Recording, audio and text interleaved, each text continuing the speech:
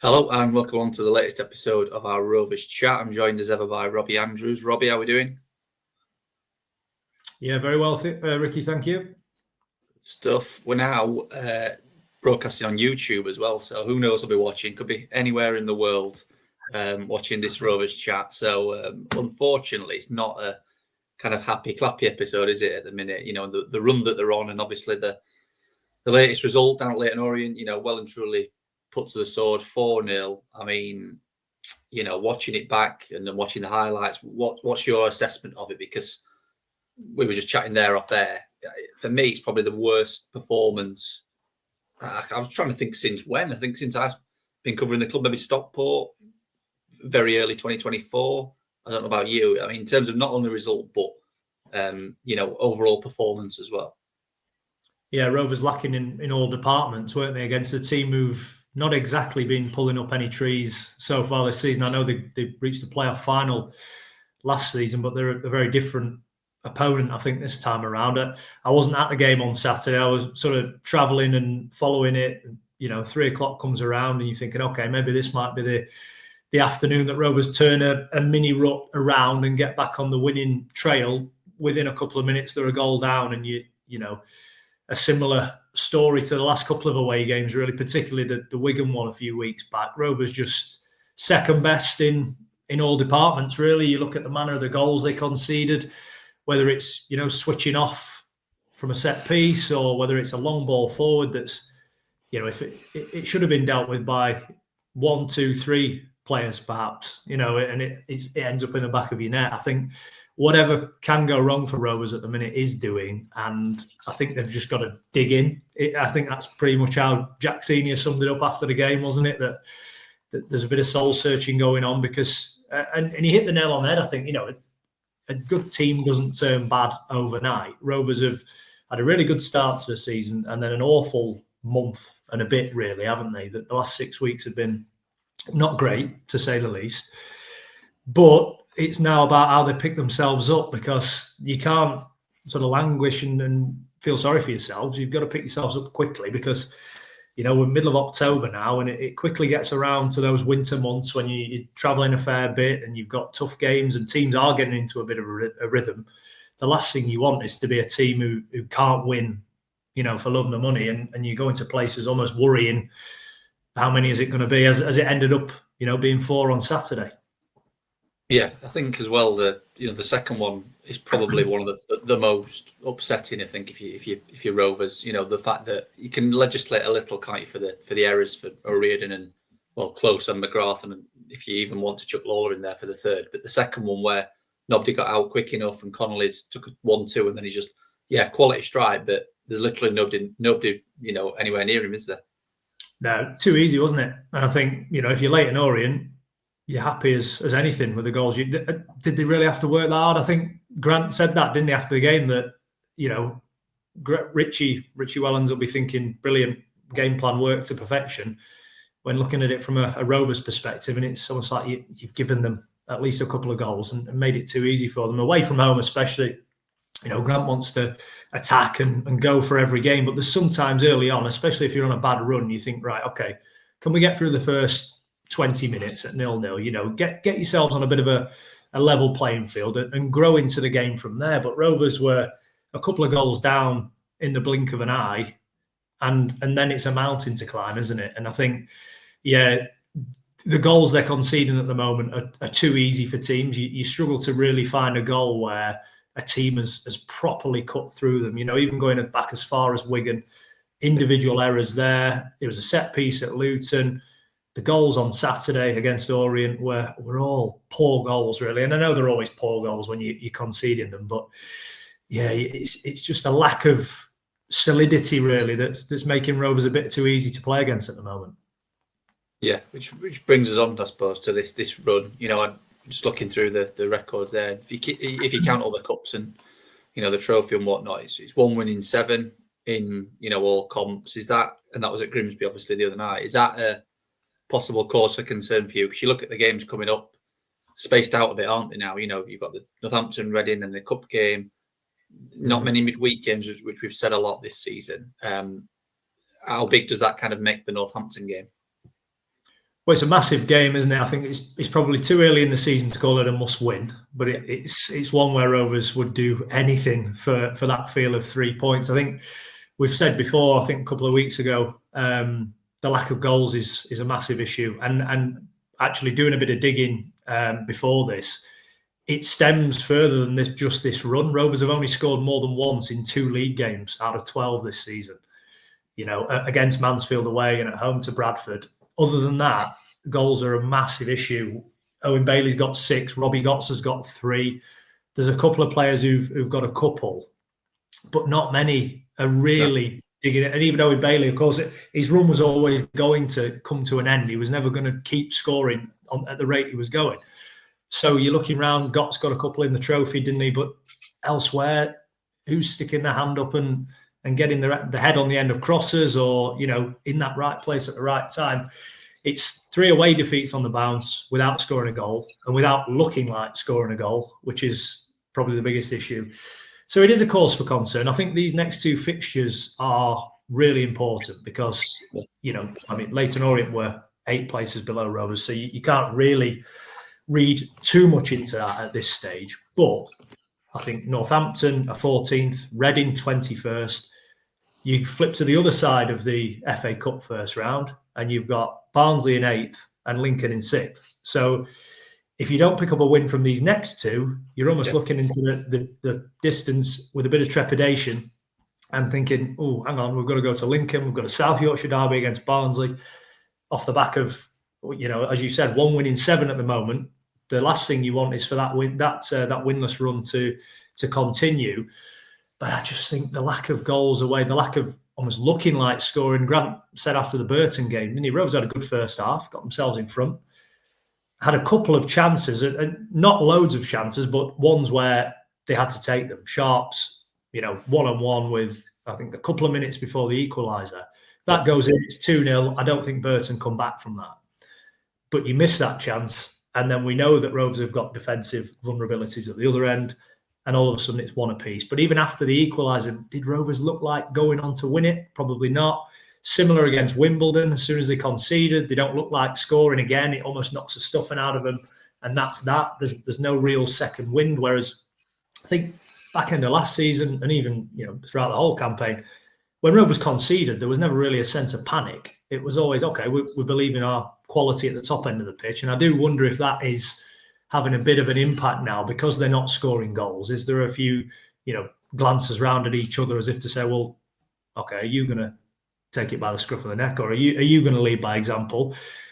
I'm not sure there's that faith as such in each other that somebody is going to get them out of a hole because they've not been doing it in recent weeks.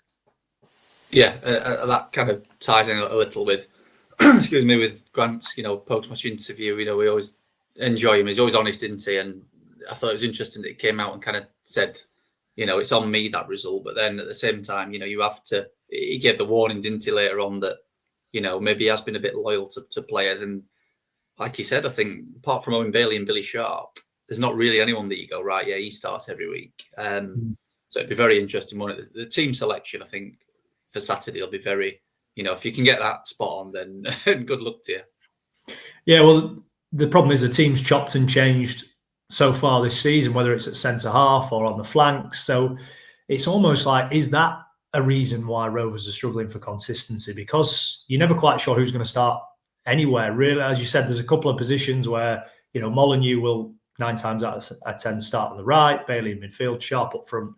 But given Sterry's injury, left back is almost different every week. It could be Maxwell for a few games, and it's Senior. They've changed the goalkeeper. So there is a lack of consistency in team selection. And I think Grant, without naming names, we can probably all read in a little bit into who's had more loyalty than others in terms of who's been picked and whether that's based on performance or what they've done and what credit they've got in the bank, which I suppose when you get promoted, you're going to stick with those players that have got you there in the large part of it, aren't you? But there are players chomping at the bit, I think, to come in and play. We saw Ben Close start against Burton. Robbie Gotts scored 2 in the trophies we've already touched on. So there are players, particularly in that midfield area, I think, who'll be looking and thinking, well, given the run we're on and I've not had much game time, maybe I should be starting here, in a game where we want to win and I've done all right in the cup, or I've been training the house down. There's plenty of competition for places. There aren't loads of injuries in the Rovers squad. I know they've got a couple of longish sort of term ones in terms of Sterry and Clifton at the moment, but there's a fairly fit squad, and there'll be players. And this is the time, isn't it, when, if you've got a big squad and you're winning, players can't really come and knock on your door. Well, when you're not winning, the players who are waiting, and you've got a fair chunk of them who haven't been involved much, they've got every right, I suppose, to be asking the question, when is my chance going to come? Absolutely, yeah. I mean, just on the back of that as well, Jackson, you touched on there with Maxwell, kind of flicking in and out. I've not looked deeply at the stats, but I would imagine they both, started as many as each other, or it can't be too much disparity between the two. But just moving on to Jack, and I'm sure you'll have heard the interview that he did. I thought it was really interesting. I did a piece on it that you talk to players a lot, don't you? Regardless of the result, and 9 times out of 10, there's a lot of cliched answers, and it's you're just going through the motions. Where on Saturday you could kind of see the cogs working in Jack's head. It wasn't responding to questions. It was taking his time to think through, and he looked as though he was really hurting. And I thought it was just really good interview. And I thought, it was a good choice actually as a post-match interview. The fact that they'd sent, which they always do, they always send at least one player out, Rovers, which is a credit, unlike a lot of clubs. That when you've just lost 4-0 away from home, might not send anyone else. So to send someone that was articulate as that, I mean, I suppose that says a lot, doesn't it, about the group, and I suppose the character of Jack. He does it. He's a Yorkshireman, isn't he, Ricky? So we shouldn't expect anything less from him. I think you could see the cogs turn, and you could see that he wanted to articulate his answers in the right way. And he mentioned soul searching and things like that. And I think he was obviously keen not to throw his teammates under the bus, but while admitting that it's not been good enough. And I think it will be difficult for players. Nobody wants to come out and face the media when they've been beaten 4-0, do they? And in our jobs, it's about scratching beneath the surface. So if after a defeat like that, you've got somebody who is almost, the shutters are down and it's very basic answers, work hard, go again next week. They're the usuals, aren't they? We'll get back to it on Monday. I think to hear Jack come out and almost front up, really, and he's not the most senior player in the squad, pardon the pun. He's obviously got a lot of games under his belt, but there are other people in that dressing room who have been there, seen it and done it, and been around the block a few more times. So it would have been easy for one of those to come out and give it the usual answers after a defeat. But fair play to him for coming out. I think he might have been after the draw against Walsall, I think, in the league. I'm sure I had sort of heard him talk after that, and I remember thinking, this lad's got his head screwed on his shoulders, and he knows what he's talking about as well.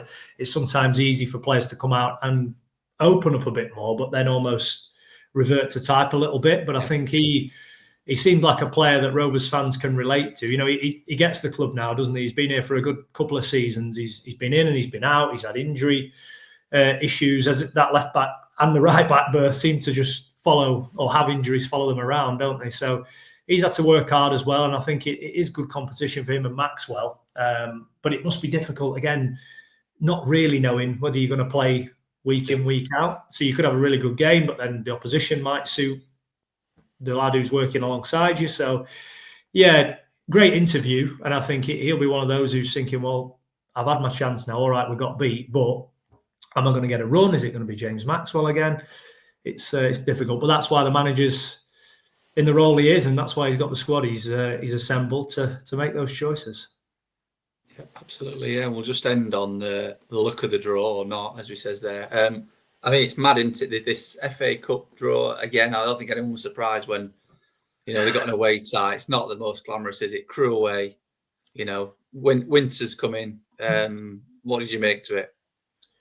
Well, it's not the most glamorous, but in our job, Ricky, we've got to think of the logistics, the travel time, the different elements. Have we been there before? Do we know the setup? So if you're looking at it from a fan's point of view, it's a ground you've probably been to multiple times. It's not an exciting one as such, with all respect to Crewe. It's a team of which Rovers have pretty unhappy memories of. A couple of seasons ago, certainly. Yeah. Of course, they've played each other a couple of times since then in the league, haven't they? So that's probably, in the past now, given that Rovers have achieved promotion. But yeah, I think I was looking at it, of course, from a Rovers perspective and a football heaven point of view last night, and the draw was relatively kind. I think there was a trip to Stevenage for Chesterfield.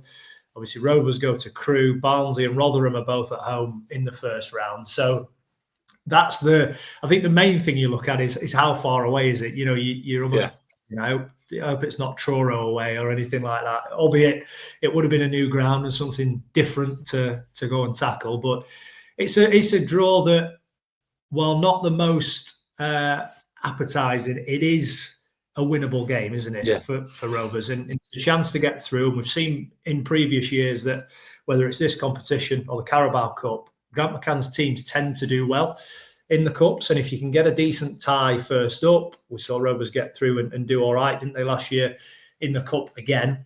So, and it can be, sometimes it can be a distraction, the FA Cup, but when you're not on a great run, a win in that could, provide a bit of a springboard and get Rovers back to the sort of form we were seeing, mid to late August.